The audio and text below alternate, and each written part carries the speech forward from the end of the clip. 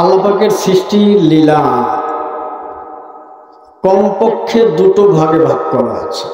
যেখানে রাত আছে পাশে দিন আছে, ঠিক কিনা? একটু কথা বলবেন।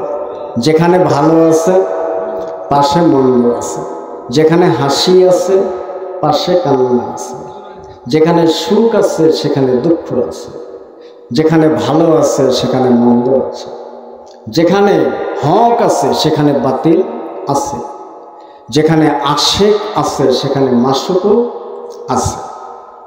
সেই দৃষ্টিতে ইসলাম, অখণ্ড ইসলাম 61 হিজরিতে এসে খণ্ডিত হয়ে গেল, অর্থাৎ বিভাজন হয়ে গেল।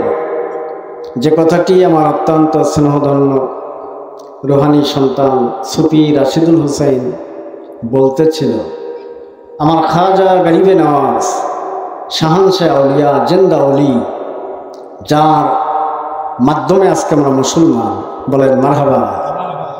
খাজা বাবার পাক জবানে বলেছেন, ইসলাম জিন্দা হতা হো হার কারবালা ময়দান কি বাত, অর্থাৎ কারবালার ময়দান থেকে ইসলামের একটা নবজীবন লাভ করেছে, বলেন সুবহানাল্লাহ।